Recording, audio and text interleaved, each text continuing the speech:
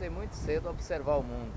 Com 7 anos eu já tinha uma leitura de mundo muito agradável. Meu pai era um homem incendiário, um revolucionário popular, um homem simples, mas um homem de uma inquietação extraordinária. E ele tinha esse perfil de tocar fogo no mundo. Ele era impressionado com as desigualdades, com as injustiças. E ali eu já começava a ver as reportagens. Eu sabia tudo o que estava acontecendo no Vietnã, nos anos 60, por exemplo. Eu sabia tudo o que estava acontecendo no Oriente Médio, a Guerra dos 6 Dias. Eu sabia tudo o que estava acontecendo ali em Cuba. Eu sabia tudo o que estava acontecendo na China. Isso porque meu pai chegava e o que aconteceu? Eu tinha que estar com aquele radinho repórteresso, né? E acompanhando as notícias para passar para ele. Era uma metodologia que ele utilizava para me passar, para mim ficar informado do que estava acontecendo. Depois, muito rapidamente, a minha vida... Meu pai foi preso muitas vezes. Isso em Goiânia? Isso lá no Mato Grosso, né? Ali no Araguaia. São Félix do Araguaia, Santa Terezinha, Barreira de Campo. Toda essa região do Araguaia a gente conviveu muito por ali. Depois, com o passar do tempo, ali quando eu cheguei aos 9 anos, houve uma situação trágica na nossa família, que minha mãe suicidou-se. Meu pai já havia sido preso umas 22 vezes, e a última vez foi uma vinda da aeronáutica que baixou lá em casa para pegar meu pai, e aquilo ela não gostou muito daquilo e se chateou e não deu certo. Ela se suicidou. Com 9 anos eu já falei para meu pai, eu vou estudar, um dia a gente se encontra, porque o senhor também não está tendo facilidade. Eu cheguei a essa conclusão com 9 anos de idade, que eu tinha que estudar para um dia a gente se encontrar. E eu fiquei 12 anos sem encontrar meu pai. Quando eu encontrei, ele já nem me conhecia mais. E você muda do Mato Grosso? Eu vim de carona, vim para Gurupi, de Gurupi vim para o São Luís do Norte. No São Luís do Norte, que é uma cidadezinha pequena aqui perto de Uruaçu, eu fiquei ali mais ou menos uns 3 anos. Ali não tinha mais onde ficar, tinha ficado doente, não tinha parentes, não tinha amigo, o povo que eu estava morando tinha voltado. Aí eu voltei, fui procurar minha avó em Gurupi.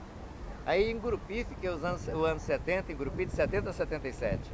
Ali veio a minha formação, digamos assim, uma formação agradável, no sentido de estar estudando, estar me capacitando para observar melhor o mundo, me preparando para entrar de frente, de confronto com esse mundo, já com uma percepção mais clara em relação à própria existência, em relação às questões teologais, à espiritualidade, à questão política, tudo ali já nos anos 70, de 70 a 77 foi mais ou menos a minha formação.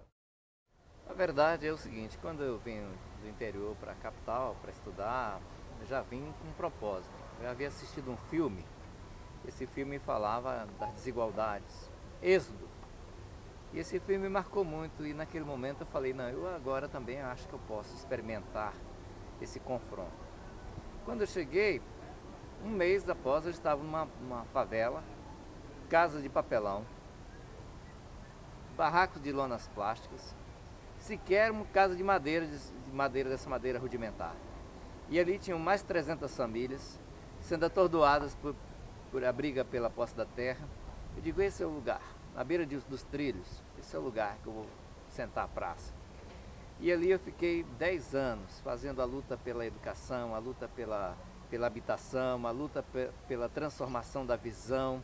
Era um momento duro, de ditadura, as coisas tinham que ser muito subliminares para a gente não ser torpedeado rapidamente. Houve um momento em que o nosso grupo chegou a ter 500 pessoas, daqui a pouco já não tinha mais ninguém com a gente. Inclusive eu quero lembrar aqui um amigo meu que já não está mais desse lado, que era o Jefferson, já passou para o outro lado, mas a gente ficou realmente sozinho num confronto quando a gente começou a se materializar esse pensamento de confrontar com uma estrutura dominante em favor do combate a essa desigualdade que nós vivíamos. Já naquele tempo, em 1977, era uma violência sem ter como hoje mesmo. Bom, aí eu vejo uma questão singular. Falar de um Deus dentro de uma visão não religiosa. Um Deus que é reprimido pelas elites, desprezado dos pensantes e desentendido das massas. Ou seja, você trabalhar um conceito com a população marginalizada diante de uma sociedade eletrocutada pelos meios de comunicação, aonde o alcoolismo, as drogas, a perseguição política do outro lado, a divisão de classe muito acentuada, a opressão generalizada em todo tipo e a reação em todo tipo de manifesto que se propõe a levantar contra a estrutura de pensamento dominante.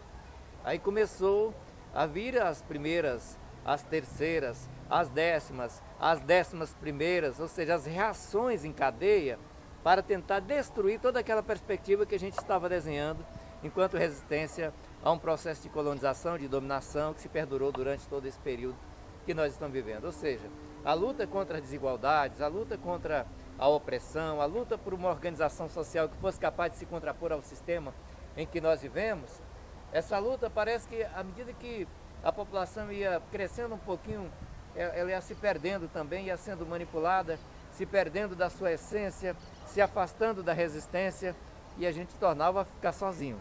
Então esse é o reflexo que a gente percebe dessa luta desencadeada no confronto com a ideologia vigente, ou seja, você fala, você resiste, você propõe saídas, mas a própria mente social, a cultura social está subordinada a uma cultura de manipulação dos neurônios dessa grande população que impede com que a organização tome um caráter grande, um caráter de resistência de qualidade, um caráter de quantidade suficiente para se imprimir derrotas à metodologia dominante.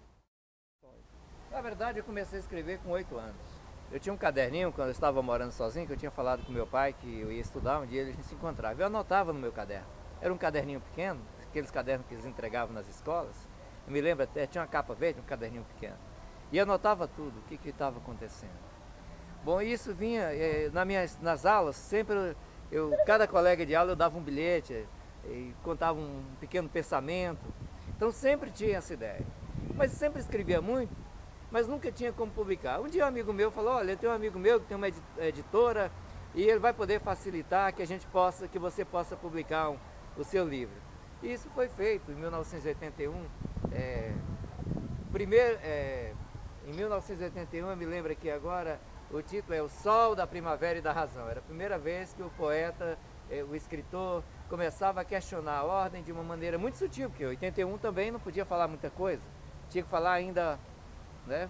Foi por aí. Depois, a gente foi desenvolvendo a nossa iniciativa. Em 1987, fizemos um movimento cultural, movimento que conseguiu gravar um LP coletivo e também um livro chamado Poemas Populares porque o Povo Escreve, onde 40 autores populares também que ninguém nunca viu falar, né? Muitos também já não existem mais, estão aí registrados essas reflexões de favelados que escreveram junto com a gente Poemas Populares porque o Povo Escreve. Depois, em 1997, nós escrevemos Resistência Permanente, aí já é um trabalho mais elaborado, onde a gente já falava da necessidade que o grau de politização, de percepção, de aprofundamento da visão que se tem que ter com relação ao modelo de dominação do mundo tem que ser uma característica de natureza permanente, porque o modelo é muito consistente para se aprimorar.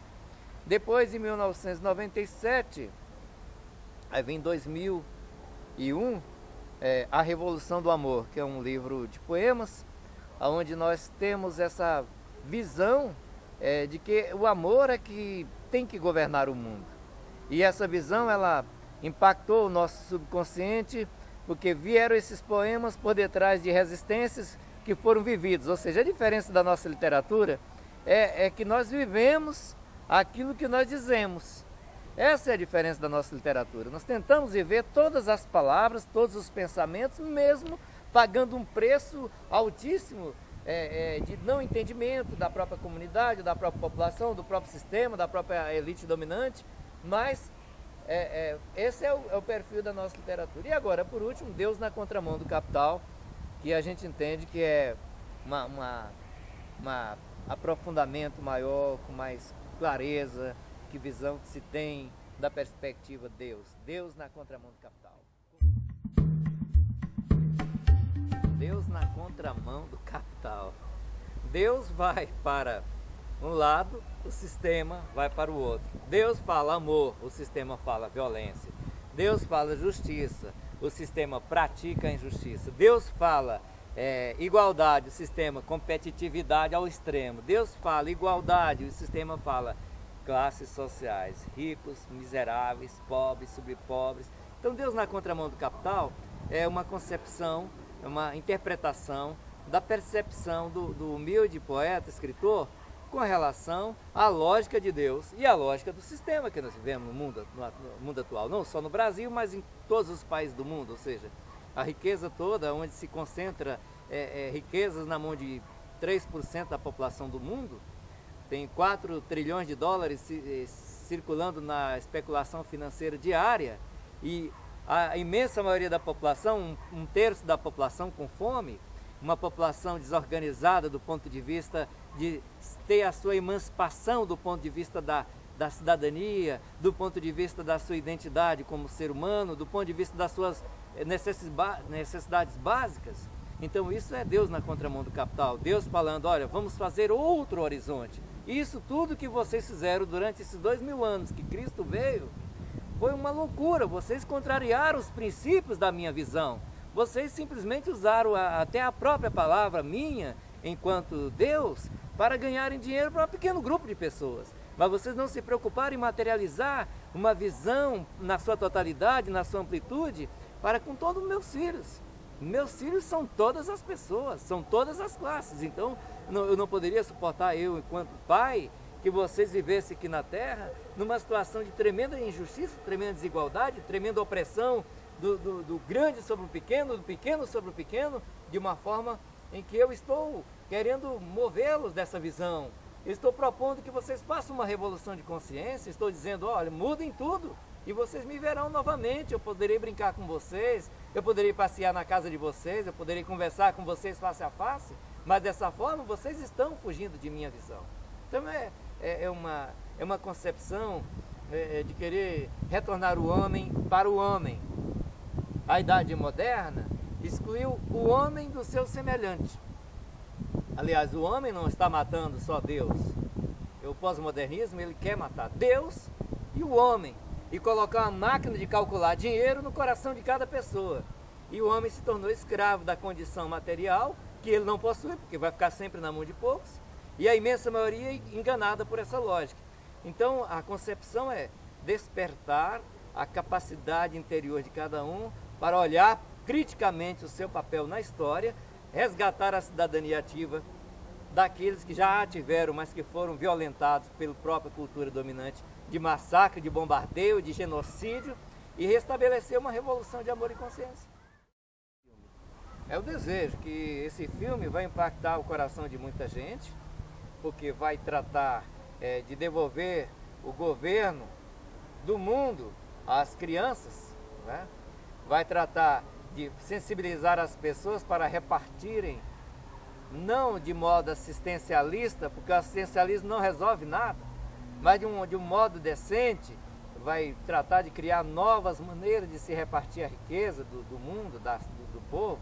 Então é uma obra que eu acredito que vai poder trazer uma revolução sem confronto de ordem, das ordens estabelecidas que se tem no mundo das revoluções, porque quando você parte do ponto de vista das coisas, do espírito, da sensibilidade humana e do resgate dos valores humanos, as pessoas podem se tocarem, né, e compartilhar umas com as outras a verdade. Olha, coisa bonita, quando aconteceu a Alemanha Oriental se fortalecer com adotarem, os ocidentais adotarem os orientais, naquele momento. Depois o capitalismo foi lá e violentou todo mundo, deixou cada qual também competitivo e, quer dizer, na verdade era só mais uma sacada do capitalismo selvagem, que sempre foi extremamente inteligente. Então, na verdade, a proposta de ser um filme que tenha 12 tribos, 12 sem terra, 12 poceiros, 12 indígenas, 12 camelôs, 12 empresários, 12 banqueiros internacionais, 12 governantes, 12 diferentes formas de vivência dessa própria cultura capitalista no mundo e dos seus reflexos. E nessa formatação dessas 12 tribos, os diálogos revertendo e buscando sinergia para derrubar essa estrutura e construir uma nova estrutura. Porque derrubar um governo é fácil. Agora, construir um sistema, derrubar um governo é muito fácil. Agora, construir um governo melhor do que o que se derrubou é difícil. Agora, imagina derrubar um sistema, é muito difícil.